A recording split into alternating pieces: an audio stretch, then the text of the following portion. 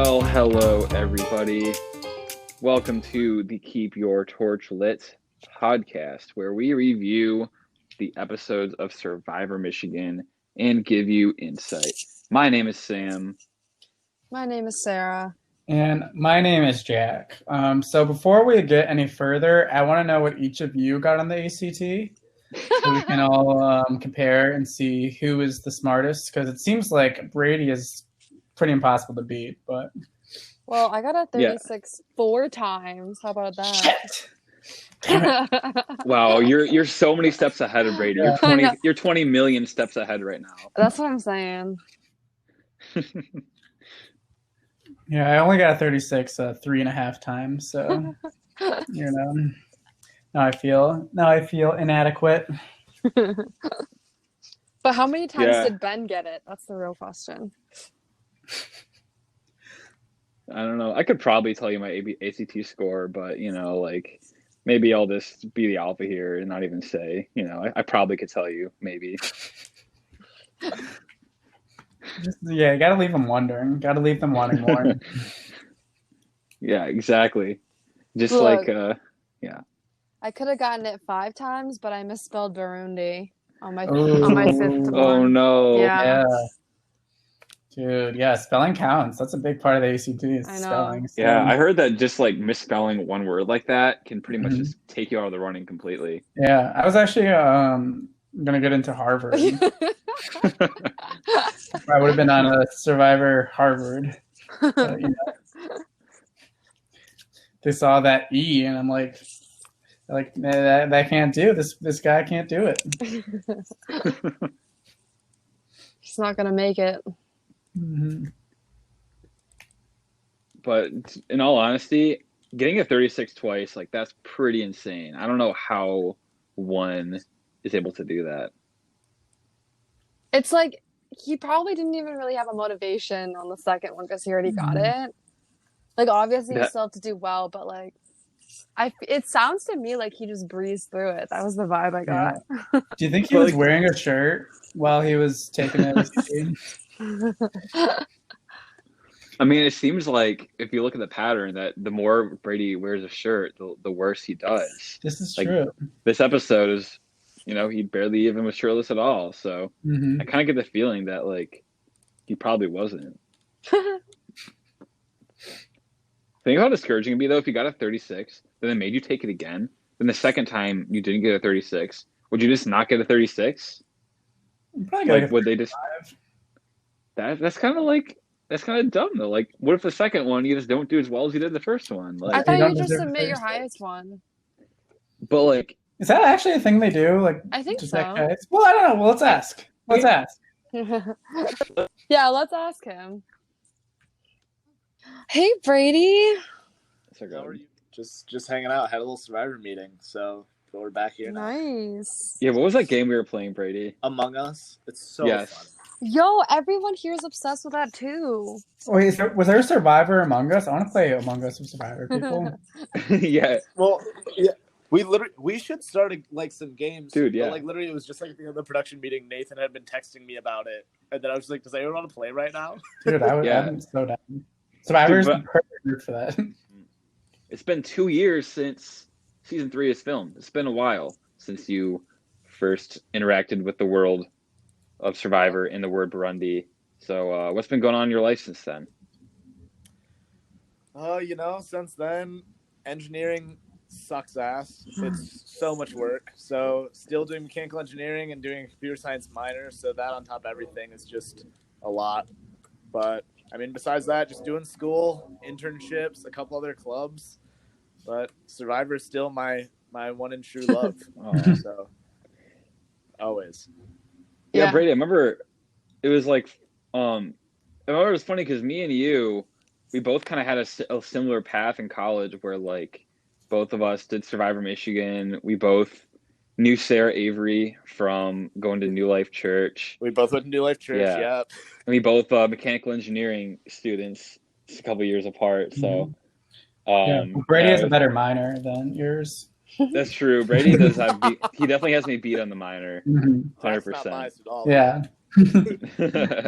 Definitely no bias there. Well, of course, yeah, 'cause Jack, but you two, Jack and Brady have the CES and the sixth place, best place. So. And East Grand Rapids. Me and Brady have a lot of similarities. Yeah. Wait, Dang. Sam, did you have a minor? Yeah, entrepreneurship. Oh, yeah. That's this Ross boy connection. I forgot about that. How could It's you basically like that Sam has little snake in him? Very, very slightly. As Sarah, as somebody who's actually in Ross would definitely, say that I'm not one of their own. Yeah.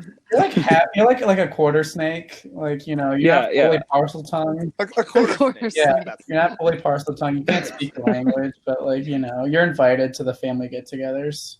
Yeah. Maybe I'm like invited to to every once in a while to get-togethers, but actual get-togethers are like, yeah, like at snake weddings, like you're at a table, but you're like off far in the corner, like you're not part of the wedding party. The kids' table. Yeah, you're the kids' table. Exactly. At the kids' table. True. But another fun thing the connections between the big wigs and Brady is you kind of had your own little group of trio from your season.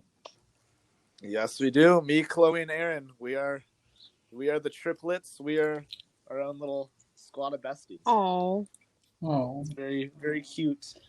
So, and it's nice because we've had a lot more time stuck around on campus together. Because Aaron was a junior in season 3, and me and Chloe are sophomores. So we got the next year and a half together, and then Aaron's still in Ann Arbor, and me and Chloe are still seniors. So. We got a game night planned on Wednesday. We got a bunch of other stuff planned, but that's nice. We got our own little trio. Yeah, so that's my connection with Brady. He's the only guy in his trio, and I'm the only girl in mine. That's it. Love it. That's it. Me and Sarah know exactly how each other feels. Well, Sarah, didn't you hang out with them in New York? In New York, yeah. Yeah, somehow all of us hung out in New York. Wait, you guys were visiting Chloe, right? Yeah, me and Aaron flew down to visit. And then I was there for work, so we hung out. It was a good time. Got some really good underground Chinese or whatever. Yeah, we went to a ramen place. Ooh, it was good. Wait, you and Jack also both got idols. We do. And you both got 6. Yeah.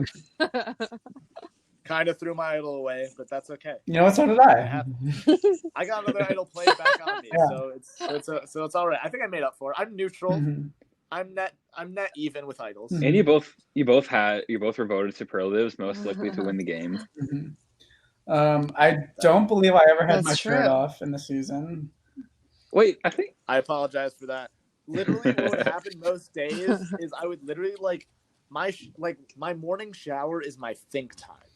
And so I would go into the shower and then think about Survivor that had happened the night before and then run out and be like, oh shit, I'm running late for class, but I need to film a confessional on the thoughts that I just had. So that's why there's that one confessional where I'm literally I am literally in just a towel and then flash the camera a little bit. Whoa. But that's most of my excuse. And then at one point I got so much shit for it that it just kind of became a thing. That's pretty funny. Yeah. I remember, I feel one of the first times you're apologizing, you're yeah, sorry, I'm shirtless right now. I just got out of the shower, got to go to class soon. After a while, you're might as well just keep doing these, right? Yeah. And then at the end, there were some that were shown, but a couple that were cut out too, where I was just in the immunity necklace, nothing else, and just talking crap in front of the camera. And Love it. This is it. This is for production right here. Who kept giving me crap about not wearing a shirt. It's so funny. With immunity. Yeah, Katie. I remember Katie Ree would always give you so much crap about it. It was hilarious. I do remember this. Yes. I feel there was one of them I remember early on in the season where you looked like you literally had just woken up. You kind of had. Oh yeah. I don't remember when it was, but you kind of had bedhead. Your eyes are kind of blurry. You're just but you're just talking. It was just hilarious. I remember there's one that was I feel Brady probably just woke up. It was I need to record a confessional right now. I need to get my thoughts out right now. Yeah, I mean, none of those confessionals when I'm shirtless were anytime after probably 9 a.m. They were all first thing in the morning, pre or post shower, just getting ready to go. No, during shower confessionals. That's only been done by Maggie Lamack, I believe. I was debating, but sadly not. Mm-hmm. So yeah, right. let's get into the episode. Talk about some of the stuff that went on. Always tough to talk about the boot episode, but you had some good stuff in here. So we start off the episode, and Devin and Cassie are kind of talking about like how the Sabu Sabus pretty much got picked off one by one. I mean, yeah. Yeah. I mean, if you think about what happened at the beginning of the game, like very beginning first challenge, like Richard already pisses off all of Tormenta. Yeah. So Sabu Sabu and Tormenta already does not like Sabu Sabu. Then there's the Rocks tribal, which just got way too personal. So Tafiti didn't like Sabu Sabu. Yeah. And then so no one really wanted to work with Sabu Sabu, but then they got the majority. And so then when it came down to like they were in the majority and no one was really working with them and we got our chance, we kind of just had to pick them off.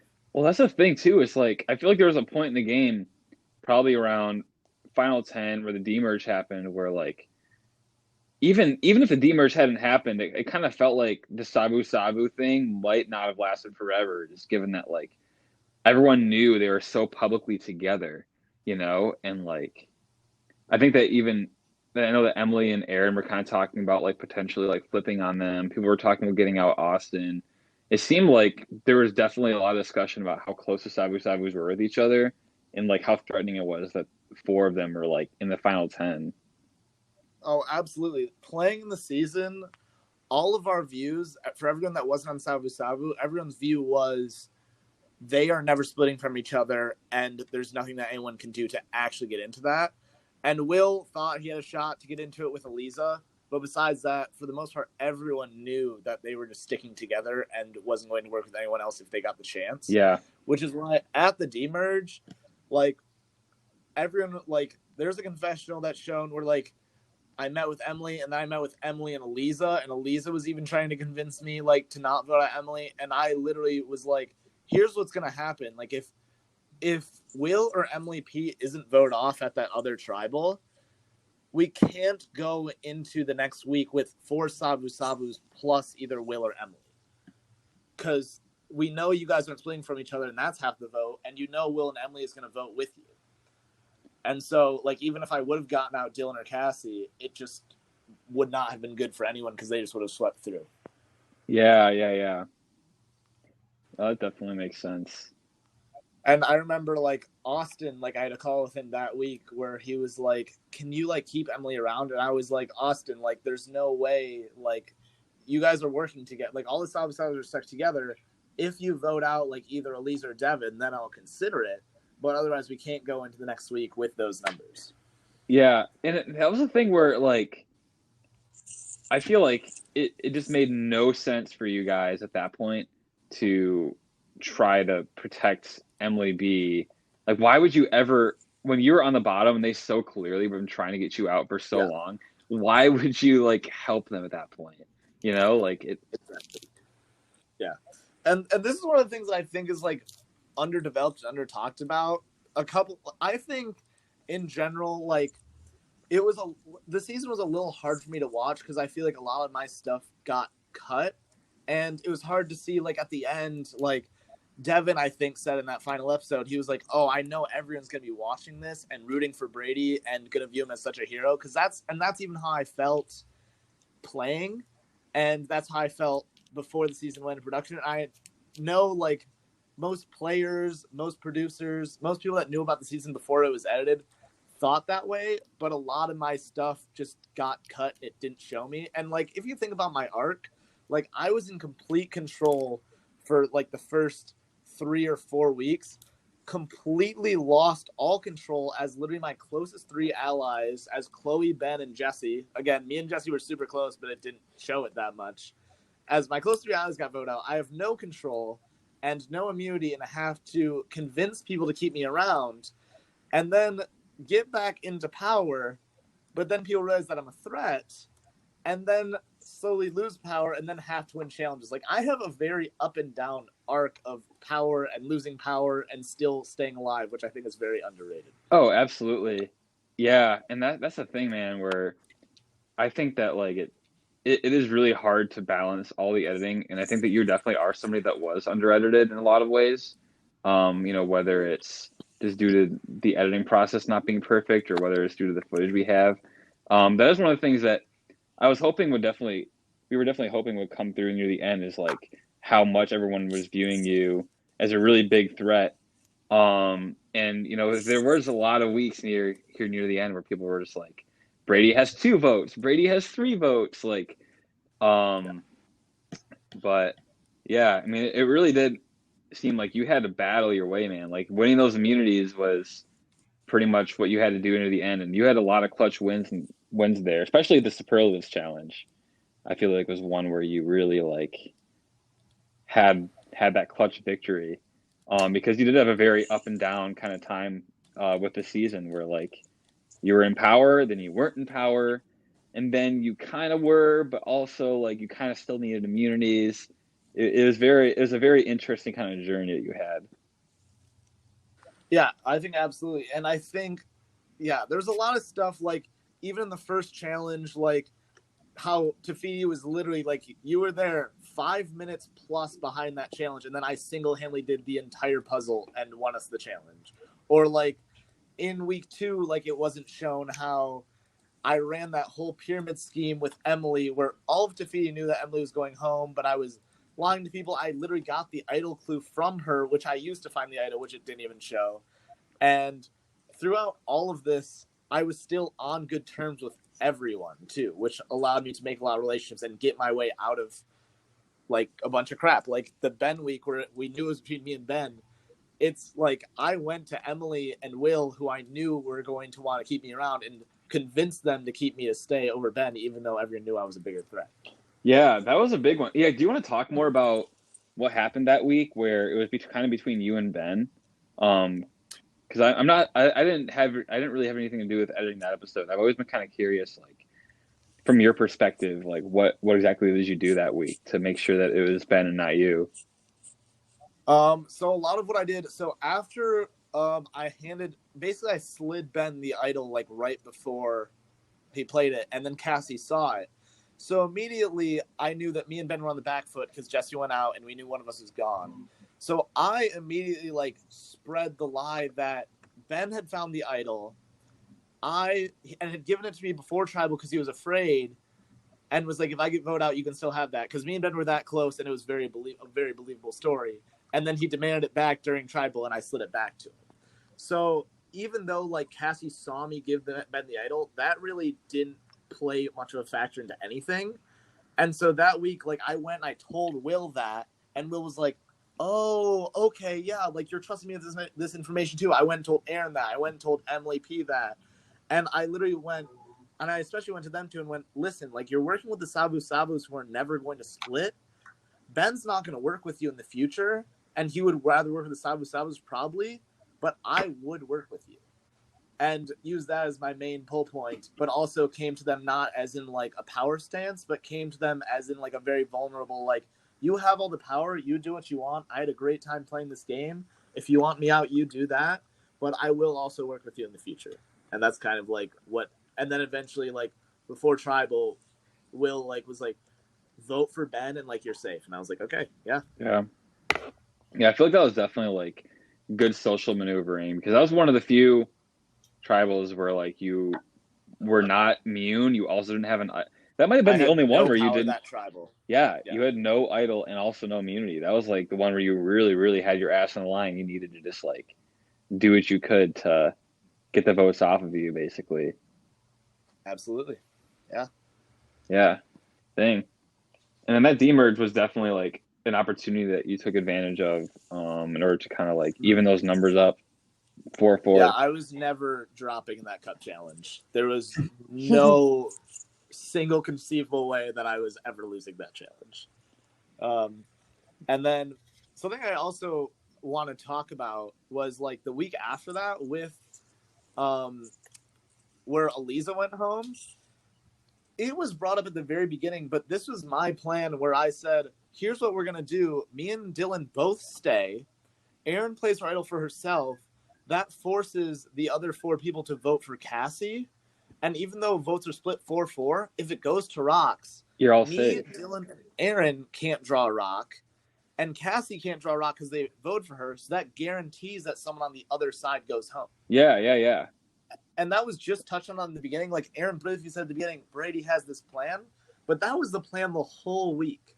Which I think Dylan stealing, although it like it made sense if you wanted to make a move, knowing that Aaron was planning to play her idol and knew where the other side was voting, it made no sense for him to do that and not tell Cassie about it, especially loses some trust with her, not tell Aaron about it, lose trust with her, and still not make the move.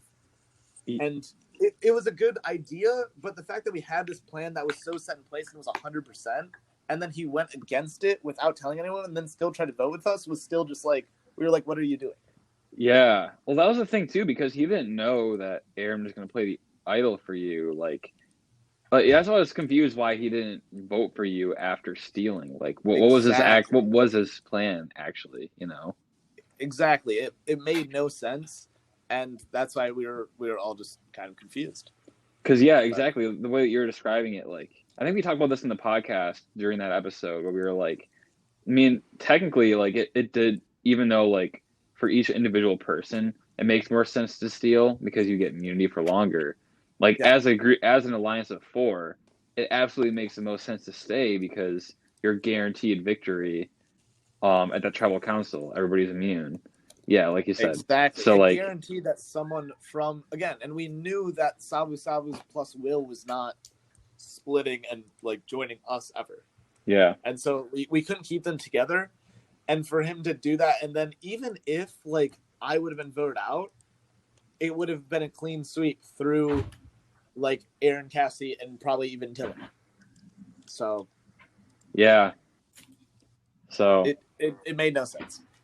No, that's what I rather said. Getting Eliza out that week, though, I mean, that was an incredible move by Aaron. And nothing, you know, also on your part for kind of, like, building that relationship with Aaron where she was willing to play her idol for you.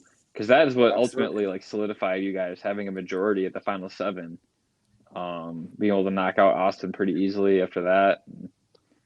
Yeah.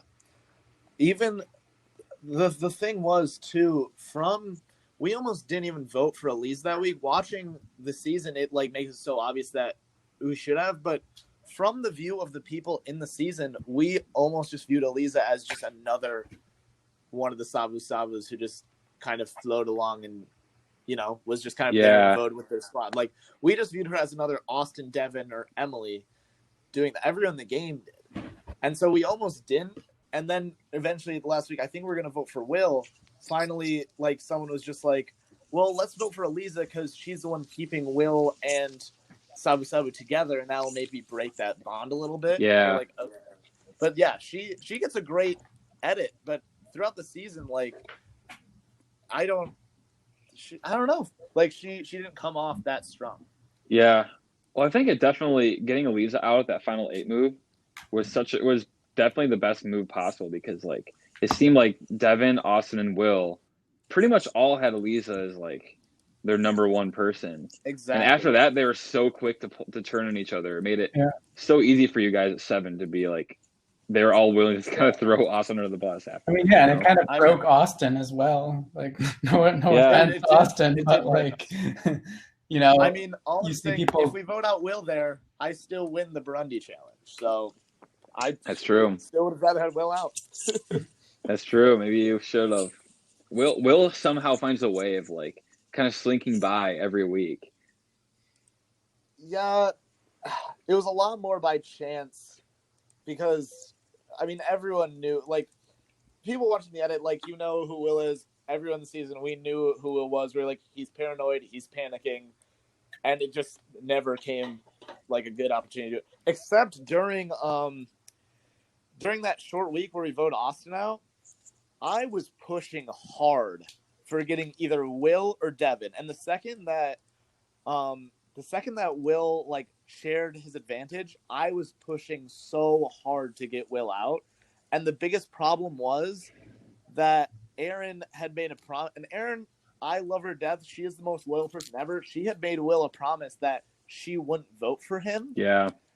And so during that week, Will was slowly becoming less of a possibility because Aaron was like, well, I said I wouldn't vote for him. So, like, let's get him out next week when you have two numbers. We can vote 3 on Will, 2 on – they'll vote 2 on someone else. I'll throw my vote, and we can still get him out. And I was trying to fight it, but I couldn't disrespect Aaron like that, especially because she had just saved me with her idol the week before. So I kind of had to roll with it. But I was still pushing Devin so hard, and it just eventually flowed into, like, everyone can just get Austin. I was just like, that's not the right move, but okay. Yeah. So, yeah. And I remember I think it was a couple months before the season started that Matthew Israel texted me and was like, I was just watching the footage from that Final 7 tribal and you were so right and it makes me so mad because no one listened to you. Like, he just texted me that out of the blue. Oh, yeah. That's the most Matthew thing ever, but, like, that's so how funny. I felt.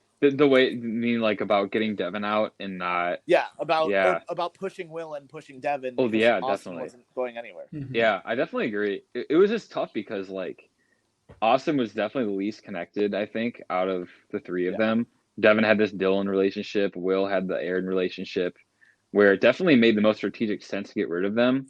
But it's just, like, Austin had blown up all of his connections at that point, and it was, like, so much easier to get him out, you know? No one wanted to fight for Austin, really.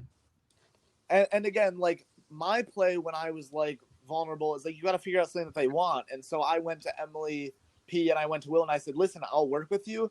Austin didn't come and say, I'll work with you. He said, here's my pitch. For the fairness and the spirit of the game, let's vote out Aaron. So then it's 3, like, Sabus and you guys and you 3, and then we can battle it out evenly. And I was like, if you would have come to me and said, listen, I'll work with you. Let's vote out Will or Devin this week, and let's do something together next week and slide past people, then I would have been much more attuned to it. Yeah. But everyone was, let's get out Aaron for the fairness of the game. Yeah, he kind of talked about that last week when he was on the podcast, and, like, he definitely, like, knows now that was, like, the wrong messaging, even if, like, the logic of what he was saying made sense. So, like, I feel like it could really have been a different thing if maybe there was not just, like, the rushed 15-minute decision. If, like, maybe, you know, he was able to think of more time to make the case, and, you know, people were, you know, you were able to plan out more about, oh, actually, maybe even though it might anger more people, we can maybe get XYZ people instead of a unanimous vote, you know? Exactly, yeah. And, I mean, but that's the season. That's how it was played. It's mazed and confused. We were mazed and confused. So, yeah, there was... You guys really had to think on your feet so many times, you know? Like, do I drop from this challenge and grab a buff or a demerge, or do I stay in the challenge? Like, 15 minutes to decide who's going home. Like, is it Austin? Is it Will? Is it Devin? Like, I guess got this advantage since it's the final 2. Do I tell everybody? Do I not tell everybody? Like, I feel like there's so many chances where people are just, like, forced to make a pretty split-second decisions that have really big ramifications in the game. Mm-hmm. And bringing up that split-second decision, like, the way it's portrayed when I vote out is almost like I don't know what's coming. And I very much knew. I was trying to be hopeful about it. But there's so many things, whether it's Dylan stealing my immunity. That week with the demerge, Dylan and Cassie tried to get me to drop from that challenge. I said, no, I'm winning this challenge. And then they, like, dropped and ran. But that week, Cassie called me and was like, and tried to get me to give her immunity. And I was like, what is the purpose of that? I was like, it's just dumb. And so, literally, there's just so many things throughout the season where I'm just like, I know I can't trust Cassie and Dylan, but literally, the Sabus made an alliance called #StopBradyFromWinning. And so I knew I couldn't go to them, and I knew I just had to try to trust Cassie and Dylan, even though I couldn't. And it sucked, basically.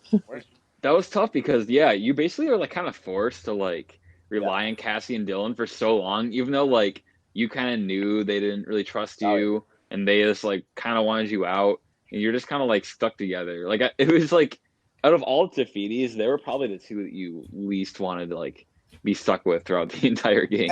And the problem was they also like didn't spend much time meeting with people and didn't want to do things. So I didn't even think Tafiti had like a tribe bonding thing until like halfway through week 2. And it was also just they didn't want to do things too, so it wasn't even fun to play with them, but I was also just stuck there. So but that's why when I got Aaron and Ben and we were actually like hanging out all the time and actually became very, very close friends, it was a good vibe. Yeah. And I remember, unfortunately, there wasn't like a lot of footage that like showed this, but you and Ben and Jesse were kind of like a thing for a hot second there too. Absolutely. No, Jesse was probably Chloe went down. My number 1 ally was Ben. My number 2 ally was Jesse. And then, of course, Jesse goes. So now my number 2 ally is gone, and then Ben goes. So literally, my top 3 allies went out right in a row. The only people that I truly like trusted. And you pretty much had to start over. Absolutely, I completely started over. And that week, the Brady Bunch Alliance was very much a thing. I know it was only shown like once in the season, and it was shown without me, but it was very much a thing. And that's why when Chloe got voted out and when that whole tribe went down, Aaron texted a bunch. I was like, what just happened in like the Brady Bunch chat? And Aaron sent something angry back. And that's why I started making that bond, because I was like, listen, Aaron, this was still a thing for me. Even though I had other alliances, I was trying to get everyone on the same page. I never betrayed you. I was just trying to get everyone together. And that's what literally pushed me and Aaron together, is that she found that week she was so betrayed by everyone. And then I came in and I was like, technically I didn't betray you. And we have this Brady Bunch Alliance where I was just, yes, it wasn't my main alliance, but I was trying to get everyone on the same page, and I never lied to you. How were you able to kind of get past the fact that you hadn't told Aaron about the cross tribe alliance between Tafiti and Tormenta? How did the damage control work for that?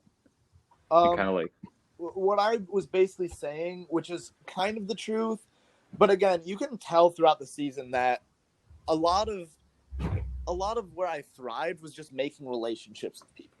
Yeah. And I think a moment that really stands out is when it's the demerge and when it's Emily B on just the tribe with me, Cassie, Dylan, and Aaron. She literally says something at some point that was she said something to one of the subs was I've never actually met up with Brady, but I think he likes me. I think we have a good relationship because of just how he acts at challenges and how he interacts with me. And the thing is, even when my close allies are voted out, I'm never the person that's oh, screw you, I'm never going to work with you. I'm the first person that goes up, hey, good move, I respect it, let's make a relationship and keep going. So throughout challenges, I'm always the loud one that's cheering people on. You can see during Steal the Bacon, I'm the one sitting there yelling at people on our team. You can see in the coin challenge at Merge, Austin and Devin and people are getting voted out, and I'm high-fiving them, being it's okay, shit happens. And so literally throughout that, I had a bunch of different connections with people. And so back to the point of how did I deal with that is I was just listen, Aaron, you can say it's not my main alliance, but I didn't really have a main alliance because I was trying to get everyone on the same page. That week we were voting Austin out, and it didn't matter what relationship it was always hey, we're going to get Austin out, and that's kind of it. I was never oh, we're going to do this on one side and then say we're going to do this on the other side. I was just, when people say I want to be in an alliance with you, it's not no, I don't want to be in an alliance. I just kind of joined it. So I told her, yeah, people just want to be in an alliance, and I was trying to get everyone on the same page. So it wasn't my number 1 alliance. I didn't have a number 1 alliance. I was just in alliances. Yeah, okay, yeah, definitely. I was going to say. So sorry, go ahead, Sarah. I have a random question. What's your favorite move that you think was what was your favorite move of the entire season up to the point where you were voted off? My favorite move or favorite move in general? Favorite move in general. Favorite move in general. I'm trying to think. Let me go through the weeks. I think it might just my favorite tribal in general because there were so many moves made at it, was the one where Sarah went home. Because the thing was, like, you can see it in the footage, is when they pull out, like, their immunities, I turned to Cassie right next to me and whisper, they're fake. And obviously, like, it didn't subtitle it. It obviously couldn't hear me, but I, like, whispered that. And that was, like, a good play on their part, because it did make sense that, like, the immunity thing could be an idol. But the fact that, like, I had an idol in my pocket, I knew Ben had an idol, and I assumed 7-7 had one. I thought 4 idols was a lot, and Ben kind of confirmed that to me. And yeah. And what it doesn't really show is that what happened that tribal is immediately Sarah, Dylan, and Cassie are like, oh shit, what do we do? And I was like, no, just stick to the plan. We'll split votes on Devin and Eliza. They're fake. We're fine. And they go, well, we're not sure. We'll just split votes on Eliza and Ben because we don't trust Ben. We don't like, he's not like in our squad or whatever. And obviously Ben being my number one ally, I was still keeping that a secret. I couldn't just be like, no, listen, Ben's my number one ally. I trust him more than you guys. Let's keep him around, because that just would not have gone well for anything. And they were pretty sound voting that. And so then someone was like, well, let's go tell Ben what we're voting. And I had been like convincing Sarah that whole week that she was close with Ben. But the second that came around, I grabbed Ben, pull him to the side, and go, listen, here's what's happening. We're voting 3 on Eliza, 2 on you. If Eliza plays an idol, you need to play your idol to keep yourself safe. Tell them to vote for Sarah, because we had talked about it that week that we were going to vote Sarah out like the next week anyways, because we didn't trust her. So I was like, if Eliza plays her idol, you need to play her idol. Sarah goes home. We're fine. And so just the chaos of that and all the different moves that went down probably just made that my favorite kind of tribal and set of moves in the game. It was so much fun to watch. Yeah. I remember, I think it was Jack that was just right there while me and Ben were just all huddled together. Like, yeah. That to him. But I was like right in your faces. I remember that very well. I don't know where the clip is from, but like right after that tribal in the next episode, it has me going like, why did you tell them Sarah? Like, I don't know where that came from, but I very much knew where the idols were. I knew where the votes were going, and I knew I was safe. That's why I didn't feel the need to play my idol at all. I knew Sarah would be home worst case scenario, who we didn't trust anyways. So, yeah. Yeah, that makes sense. But yeah, it's definitely tough too, because like you knew that like, oh, they obviously can't have 2 idols because me and Ben both have an idol. Yes. But it's like you can't say that straight up to Dylan and Cassie and Sarah. So it's kind of like you're in a tough spot there, you know. And they were like insistent on voting on Ben, so I was like, okay, well, how can I deal with this with them voting on Ben? And whatever. But again, I was still trying to throw them off the scent of me and Ben being as close as we were. So I volunteered to vote for Ben because we were kind of voting in a block. It was just like, we're going to put 3 here, 2 here. Where are we going? And then I was like, I'll vote for Ben because I just thought it would have been funny. And I assume you told Ben to like play his idol. Oh, 100%. I literally said, we're voting for Eliza and we're voting for you. If Eliza plays her idol, you need to play your idol. And another thing that Eliza brought up when we had a meeting later was, when she went to go play her idol, she originally said for Devin and then looked over, and one of either Dylan, Cassie, or Sarah made a flinch, and Eliza says, yeah, one of them like made a face or something, and I knew I need to play it myself instead of Devin and change that. No way. So that's definitely a thing that we talked about with her, where she like noticed that, then make a face and changed it. And so we could have been even more in the clear, but because she would have played it for Devin, she would have been gone, and her idol would have been wasted. Because another thing that I told Ben, I was like, tell them that we're voting, that we said to vote for Devin, so that if she plays the idol, she'll play it for Devin. So literally, Eliza and Devin, all they knew was that we quote unquote told Ben that we were voting for Devin, and so everything in her head said we were voting for Devin, but then someone made a face and she changed it. That's crazy that she noticed that. Yeah, that poker face is pretty important. Yeah, it definitely is. I think it's funny because I think we talked in a previous podcast about how we kind of saw like you and Eliza as just kind of like the figureheads of Tafiti and Sabu Saba respectively. And it was funny that the two of you kind of had gone at each other so many times throughout the season, and it kind of culminated in this tribal where basically it was you or Eliza. You know, Dylan stole your immunity, Aaron played the idol for you, and Lisa went home. But because you and Elisa had a lot of like run-ins like that, and I thought it was just funny to see. My favorite run with Elisa, which I don't think it showed on the season, was during the Rocks Tribal. I think I met with Austin, I met with Andrew, and I met with Elisa, and I would have met with more. But when I met with Elisa, I like made it, and even when I met with Andrew and a little bit with Austin, like I made it very clear. I'm like, it doesn't make sense for anyone to flip and lose so many allies, and then honestly not even lose allies, make enemies, and then go to the bottom of another tribe. Like that makes no sense for anyone. And that was kind of what I would say when I met with them. And I remember when I met with Elisa, I was like saying something along those lines, but it was like, hey, like let's work together in the future. Like we get along well, whatever. And then after our meeting, I get a text from Elisa that said, okay, guys, just met with Brady. He's definitely not flipping. And I just immediately was like, Elisa, ...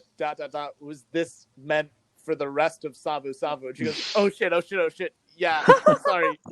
And so that's another thing that wasn't shown about me, which I used as leverage for like all of Tafiti. I was like, oh yeah, by the way, listen, look, like Elisa even texted me accidentally, so I'm not flipping because she met with me and said that I'm not flipping. I think actually, I remember one part of that was shown. I think one clip from that meeting was shown where from the meeting, it's like you were just like, do you want to flip? Yeah. And she's like, no, do you want to flip? You're like, no.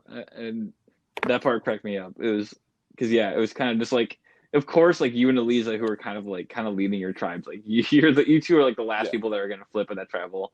Well, I think Andrew was still leading Savu a little bit at that point. He definitely was very involved too. But I remember that week, it was just so funny because I met with like Andrew and I met with Austin back to back, and like Austin I met with and like kind of nerd out and talked about Pokemon for a bit, and then like met with Andrew and just like talked about football, like bro hugged it out and then like got going. And it was just like back to back, and I just had to switch between those two. That's funny. So getting into this episode a little bit more. So this episode, basically, it was like this was a marathon night. I don't know if it was really like shown because there's two separate episodes, but like, what was it? Wasn't it like the final 7 challenge, then final 7 tribal, then final 6 challenge were all back to back? I believe so. It was some, I think it was that. Because the night was running late and Cassie had to go. She wanted to go hang out with her boyfriend, so she left the final 6 challenge. It was something like that. Because it was running so late, and we were all like, "It's the final." Okay, all right. There's just like 5 people in the challenge. She's not gonna apologize for it. Nope. She won't. But I just remember all of us in the game were just like, if Austin would have seen that, if we hadn't just voted him out, he would be furious. Yeah. Oh man. So that challenge, that was like definitely like a pretty like active challenge. Like that cup stacking, that cup pyramid was not easy. Yeah. I remember that was the one. I think me and Bree were the ones that designed this challenge, and Bree did the story part, and I did the cup part. I remember I was testing that cup pyramid, and like that thing. It makes your abs burn because like you just don't realize how much you're just like basically using only your abs to stack those cups.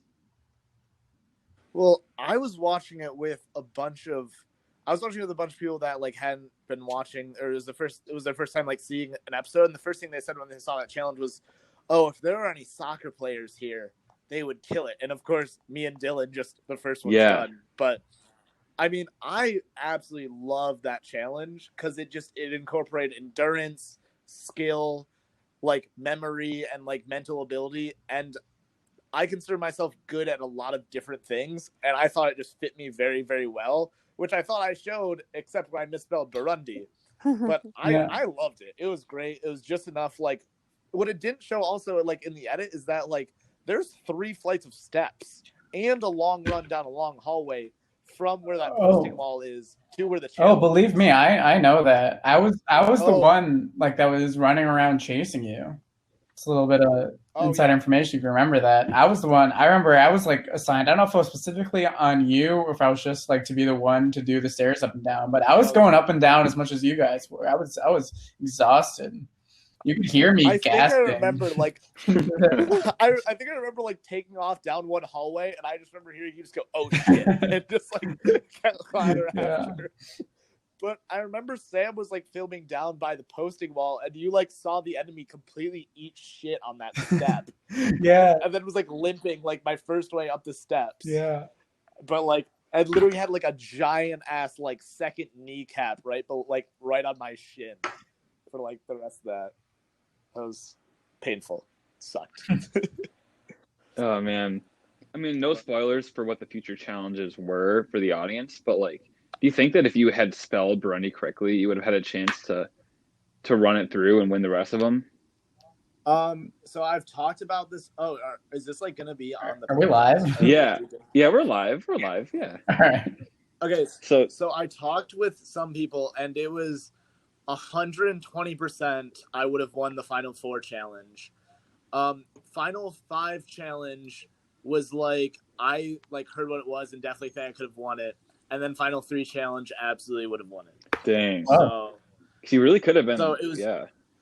I literally think I could have swept, and I was killing it in the Burundi challenge. I was like way ahead of everyone. Like Dylan had like 5 out of like the 11 or whatever questions there were, and I got it that second time, but I had just spelled Burundi wrong by the one letter. Dang, so you got it.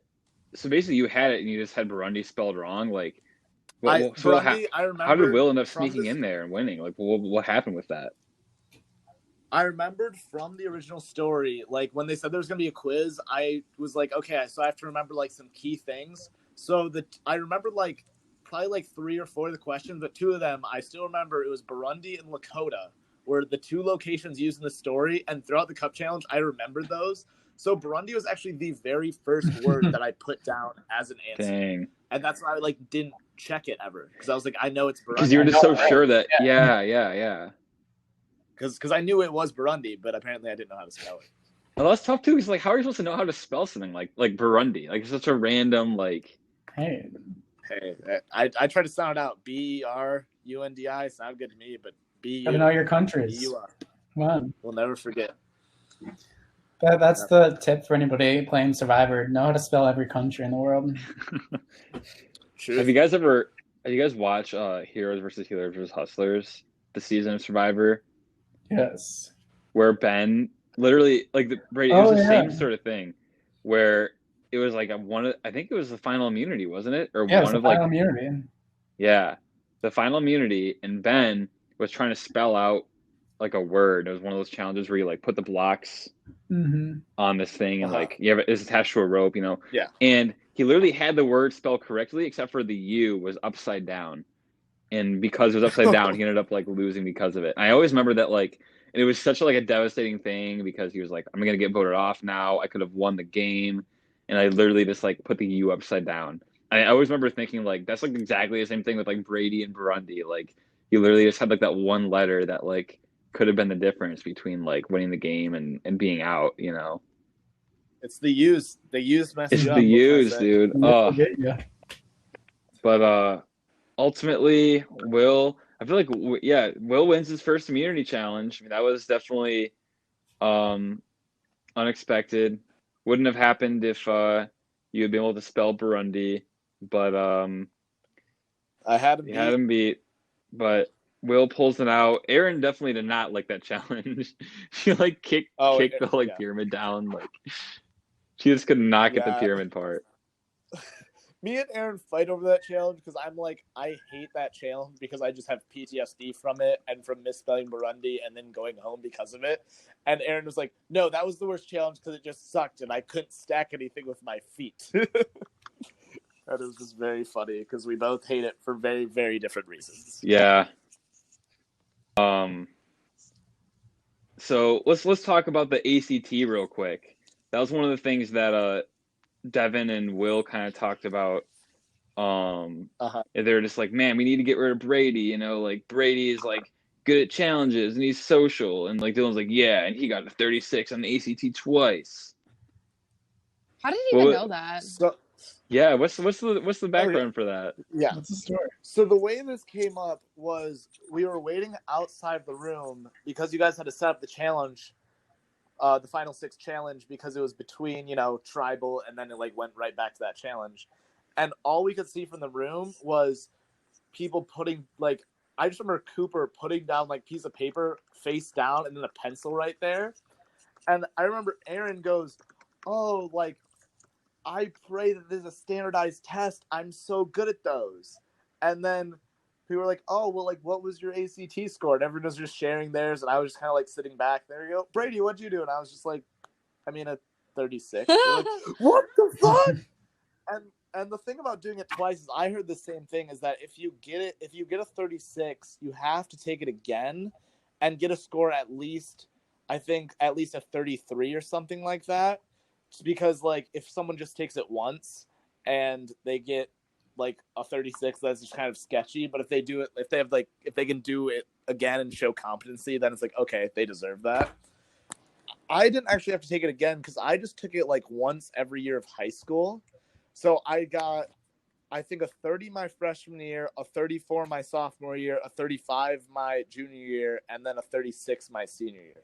So I had already had like a second test within that range. So that's why I don't think I had to take it again. Oh, I see. Yeah. You don't have to score 36 again, because the way I heard it is you had to take it again and get like just another like competence score. Yeah. But that's why Dylan goes, "Oh, but if he scored it once, he has to score it again," because that was like the rumor. But like, I mean, either way, you had I just think it's funny that like just like a little mini like side conversation like that would be like one of the things fueling people like, yeah, we need to get him out. Like he got this score on the ACT. I mean, I was gone anyways. I was gone the demerge if I didn't win immunity. Yeah. But yeah. Fought my way for as long as I could. I feel like could have spelled Burundi correct, but yeah, wasn't that a part of spelling on ACT? Like, didn't they have you spell countries and stuff? Jack, why are you Dude, I can joke because I can feel your pain as 6th place, best place. So it's it's like a unique understanding of each other. 6th place is best place. Can confirm. Absolutely. So I'm curious if you can give me more of like the kind of what the strategy you're kind of planning at this time in the final 6. Because we saw a little bit of you and Aaron talking about like, you wanted Devin out for this week, but then you were kind of talking about in the future potentially like flipping on Dylan and Cassie. I mean, again, I said it before, like, I mean, okay, so you saw at Tribal Council, like, the first thing that says, Will goes, "We need to get Brady out." Like, that's what it was like meeting with him even that week, was he's just like, you gotta go. And then Devin, of course, is like also just like his little lackey and is just like, "Oh yeah, well, I'm gonna vote for you because Will's voting for you and I need numbers, otherwise I'm gone." And again, first week I said Cassie was like a little sketchy. Not that she ever actually did anything, but just because she just like seemed to flip-flop a lot and doing stuff. And then I obviously knew I couldn't trust Dylan. And so when I'm meeting with Aaron, it's again just praying that Dylan and Cassie are going to stay with us, because I know it was very obvious that Will and Devin weren't going to do anything with us. So, I mean, the strategy probably would have been, if I'm immune, vote out. If I would have won immunity, then we would have voted out Will at 6, and then maybe try to pull in Cassie, and then vote out Dylan, and then vote out Devin, and then vote out Cassie. And that probably would have been it. But it was just, at that point, me and Aaron are just week by week, just get by, because we don't really trust anyone. So, yeah. Because I know the edit kind of makes it look like, oh, maybe Cassie is not going to flip because, like, she has her alliance with the girls' power alliance with Aaron, which, like, there's definitely a misdirect. She did have the girl power alliance with Aaron, but but Cassie wanted you out for such a long time. Like, she was never Cassie not going to,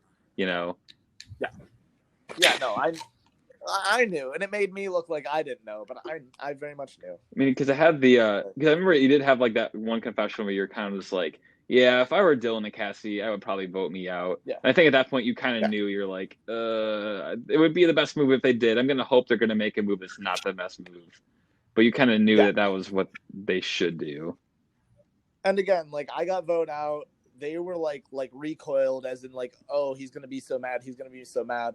I like went outside where like all the jury was, talked to them for a second, then came back in because my stuff was still in the room, and like gave everyone, and like I remember like giving Aaron a hug, and then like giving like Cassie and Dylan and Devin and Will hugs, and for all of them, they were all like very hesitant, like, is he going to try to like beat me up? And I was like, no, like I get it what you did, like I'm fine with it, like it makes sense. I don't hold anything against you. Like, yes, but they all just like recoiled. It's funny, I feel like Aaron was more upset by you getting voted out than you were at the time, or even like at least like visibly. Again, Aaron is the most loyal person, and that I love that about her. It makes her a great friend, a great human being, and the fact that like, again, Dylan and Cassie didn't tell her what was going on, which is again like, it's the same thing like when Dylan stole my immunity. It's like it would have been a decent move, but you didn't tell anyone about it,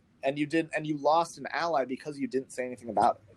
Like, if you knew the votes were going that way, it makes so much more sense to go to Aaron and be like, especially considering the loyal person that Aaron was, and be like, listen, we're going to vote Brady off. I'm sorry. It sucks. Like, she would have taken that as much less of a betrayal than leaving her entirely in the dark. I guess, like, what's the biggest thing you learned from playing on Survivor Michigan? The biggest thing I learned, I mean, I obviously learned a lot more about how Survivor works, just in general, and how it actually is to be in those stressful situations and deal with it. I think if I played again, I'd do a lot more the same, but I would have definitely tried to make like at least a couple more sneaky moves, at least in the beginning, to keep more allies around.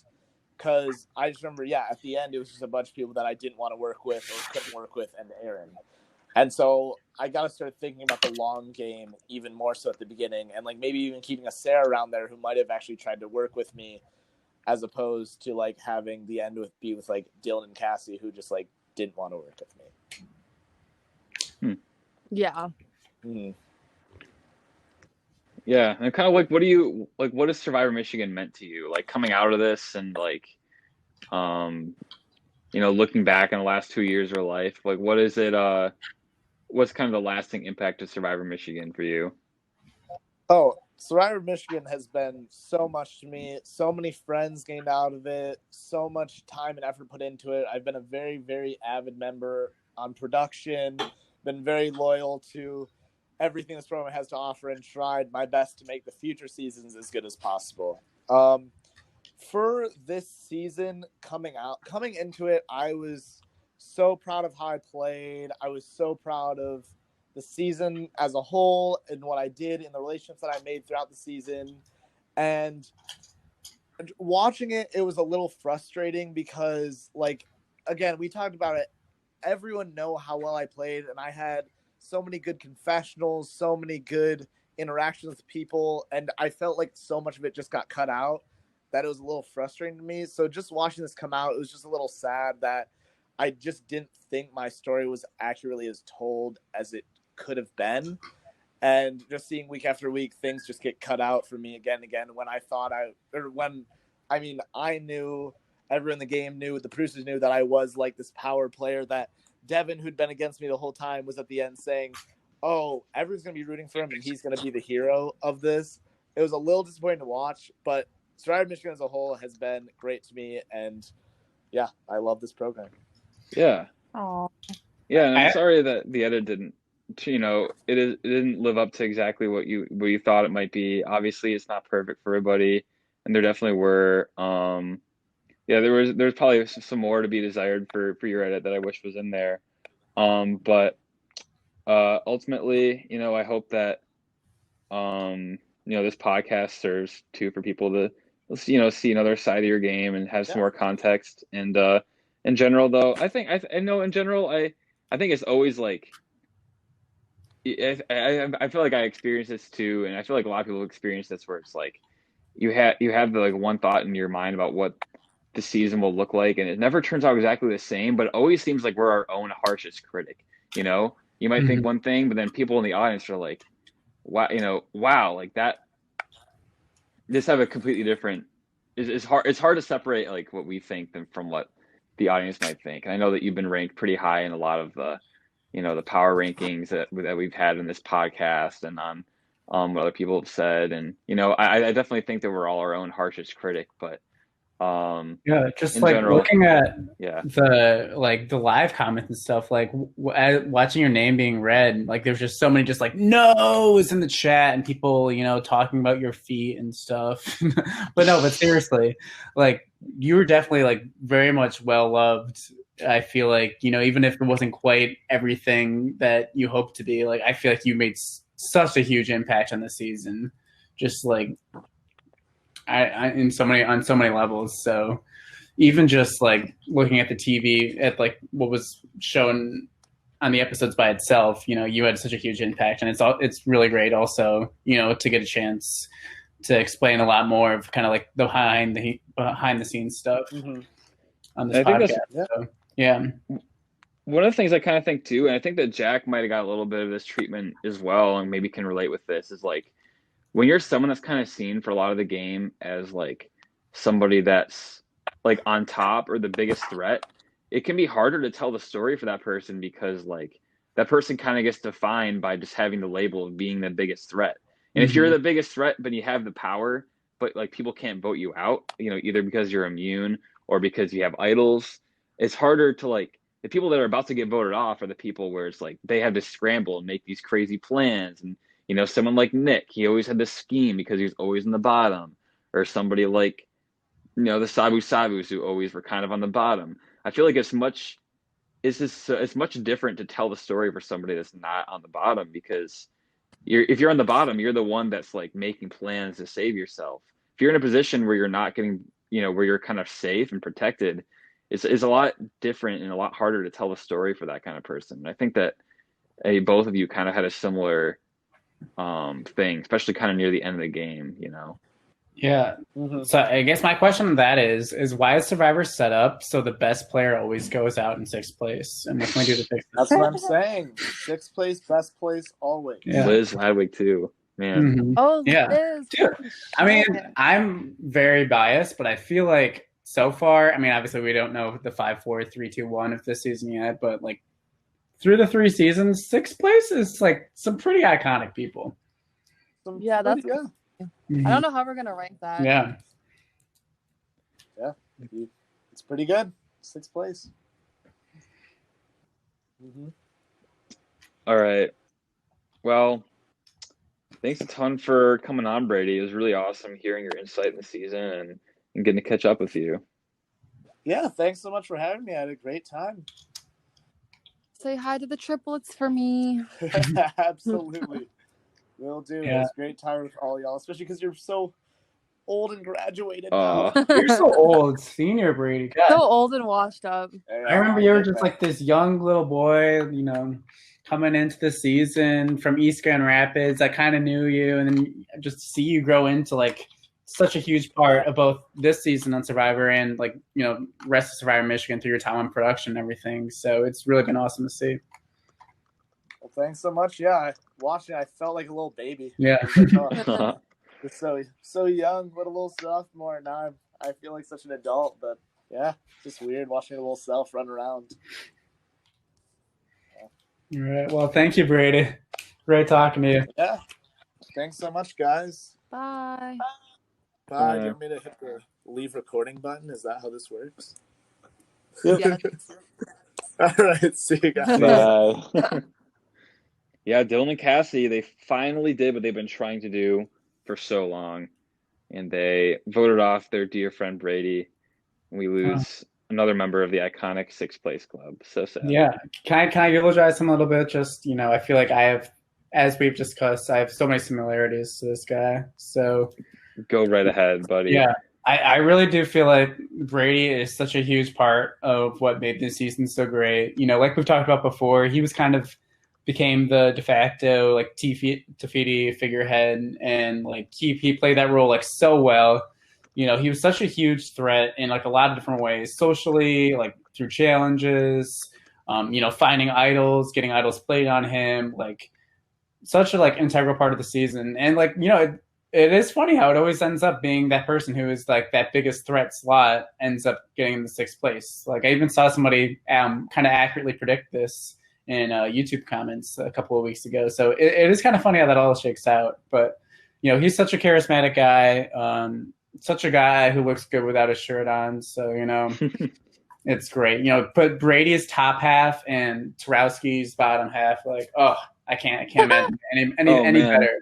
Anything better in the world. But it was seriously so great to watch Brady play. And although he went out on a misspelling, I still feel like he had a pretty good arc overall. Yeah, definitely. I think that at a certain point, I think we kind of talked about this with Eliza. If you kind of get labeled as like that big threat in the post merge, if it happens too early, it's almost impossible to like make it to the end. You really got to like either have a bunch of idols and play them correctly, or win immunities all the way to the end. Otherwise, the second you're not immune, you're just gone. I think that's happened to both you and Brady, basically. Like as soon as your immunities ran out, that was kind of like the end of the line, Yeah. So it's definitely a tough spot. I'm like scared to rank. It's tough. I know. This is going to be a hard one. So previously we had Liz over Jack. That was a really tough one to do too. I feel like you guys ended up like asking the audience. I feel like 6th place is just very social players. Yeah, super social, well-rounded players. Yeah, very like well-rounded, jack of all trades kind of players. I think that. Well, and it's also interesting that like, I think Liz is probably the best social player. Jack was the best at like idols. And Brady was the best at challenges. I feel like I'd rather be better at either of those two than idols, but well, I mean, think about it like I'm best at amateur Jack hunt. is also a good strategist. Yeah. Well, I mean, even like looking like Brady's probably one of the best challenge performers we've had in all Survivor Michigan so far. Probably the best. And like you were the best person at finding idols that we've had in all of Survivor Michigan. And like we have like 3 people who are basically the best at like their different things that they did, It's just like such a tough ranking to do. All of you had similar art. Yeah, sorry, go ahead. Sorry, I feel like this wasn't shown as much in the edit, but like I would rather be known more of like a strategist than an idol finder. But that might. No, I don't know. No, that definitely makes sense. No, I mean like I was also kind of more off the cuff because like, I mean, I feel like you and Brady and Liz all had a similar thing where, like we were saying, like you kind of got labeled as the biggest threat, and like when you have that label, it's just like really hard to shake it off. Yeah, and like, but you're all seen as people that basically, if you made it to the end, you were just probably gonna win, and that's just how it was. So it's like you all had very similar kind of like end points. And all of you misplayed an idol too. Liz got voted off an idol in her pocket. Brady missed. Man, there's so many similarities. What kind of things can distinguish the 3? I mean, like. Wait, so why did we put Liz above? I remember Jack said a really iconic line where he was like, "It's Liz." But why did we rank her above Jack again? I just feel like she had more paths to the end than I really did. And like, she kind of went out in more of like a more weird scenario, I don't know. Yeah. And she also had another idol left at Final 6. Yeah, she missed the idol at 6, yeah. And just like, I don't know. I feel like she was more set up well to win. So but I think if I can make the case for myself, I don't normally like doing this, but no, go ahead. Just in terms of me versus Brady, just because we're at that point, I do feel like I kind of did a better job of keeping people more around who liked me.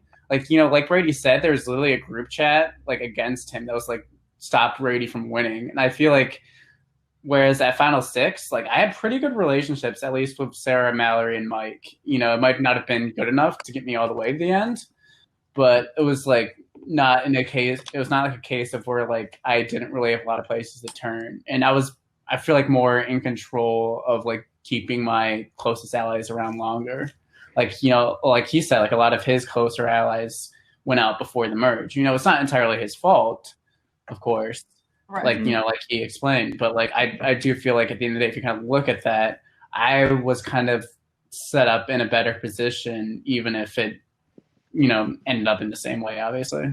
If that makes sense. Yeah, that does make sense. Yeah, I think that what I was going to kind of like along those lines point to also is the fact that like I think that, I mean, Amazing Confused is a season where they had a lot of twists, which like sometimes screwed you over, sometimes helped you out. And I think that, you know, there are definitely times where Brady might have been screwed over by some of the twists, but the demerge was definitely a situation that he benefited from, because had that not happened, you know, I guess he could have kept winning immunities, but at that point he was down in numbers 3-7. And even then, his other two people, Dylan and Cassie, both wanted him out. And I think the demerge really was like a big opportunity that helped him out.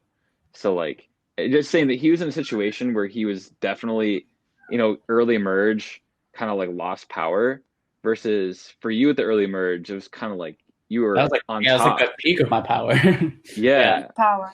And like, while you were kind of pretty much were powerful the entire game and kind of like lost power near the end, I think Brady was kind of lost his power much sooner and had to rely more on immunity wins. Yeah. Which, like, you know, it's a respectable way of getting through to the end, but I feel like it's much less like. I think that you don't want to be in the position where you need to win immunities to stay alive, you know. Which I think that why I would give you a little bit of an edge as far as like putting yourself into a position socially where you didn't need immunity to stay alive. You were seen as the biggest threat, yet you still had such good connections that nobody really wanted to take a shot at you. And then when it happened, you still had people that were willing to save you. Yeah.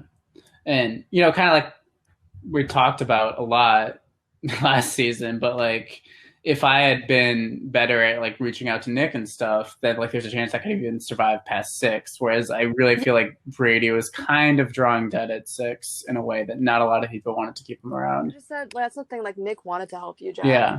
So I mean that's bad on me, I guess, but like for not doing that. But at least there was somebody that wanted to help me. You know? Yeah. Exactly. I mean, also like I think it's kind of funny that you had the similarities of both of you with the final 8. Had somebody, well, I guess like somebody basically knew you were going to go home and then like either told you to play an idol or like played an idol for you. For both you and Brady happened at the final 8. So both of you kind of had that ally. I mean, I guess for Sarah's and Mike's case, it was more like you were doing it out of your own self-interest. But also something that I thought was funny was, remember when Eliza was basically saying Brady was underrated and stuff? Yeah. Like that reminded me of when I was saying that to Jack. Yeah. That's true. Yeah. And I feel like you and Eliza are kind of held in like the same regard by the audience in like both seasons. There's just I love all the connection between seasons 2 and 3. Like I feel like we talk about it so much, but like yeah. All right. So do we feel comfortable putting Jack ahead of Brady? I mean, that's just like he's such a good player to be put in 3rd place. Like probably our best 3rd placer in terms of ranking so far. Oh, definitely. You'd have to, without a doubt. Well, that's the thing. It's just like we just have so many. At 6th place, the level of players so high that like somebody's got to be last. You know, it doesn't mean that. Yeah, it's not a detriment really, because just someone's got to be the 3rd one. You just have 3 extremely good players. I feel weird arguing for myself, but you know what? Sometimes you got to stick up for yourself. All right, so 6th place Pantheon, we officially have Liz in 1st place, Jack in 2nd place, and Brady in 3rd place. But just like we said last week with the 7th place club, third place is nothing to be ashamed about because we are really getting into territory where everybody is both a good player and good character. So yeah, like literally all 3 of these 6 placers, if they were in the end against pretty much anybody, I think they would have won. I mean, absolutely. About me versus the big wigs that we had last time, but like for the most part, these are people who, if they make it to the end, win, which is a huge thing to have in Survivor. And I feel like all 3 of you are so close in skill level that like we really had to go like such nuanced like details to like distinguish the 3 of you as far as who's ahead of who. So yeah, 6th place, best place, as you said. Hey, you said it, not me. Right. Wow. Only 1 episode left. Wow. This has been it's going fast. Dude, I am just amazed and confused by how fast this has gone. What a great season. I know, man. I'm sad that it's going to be over because like every week it's just been a wild ride every time. Like I feel like we were hyping it up a lot before it started. Like by we, I mean like everybody on Sorry Michigan production and who's been like involved with it. And I really feel like it's lived up to the hype. I really hope it has. I think it has. And the finale is no different than the rest of the season. I mean, I think the way that it ends is something that will be. I don't know. It fits with the tone of the season. For sure. So excited to see everybody's reactions to that. September 30th is coming up. Woo! All right, can't wait to talk about it with y'all. We'll be breaking it down. We'll be bringing on some very fun guests. Very special guests. All right. See ya. Goodbye.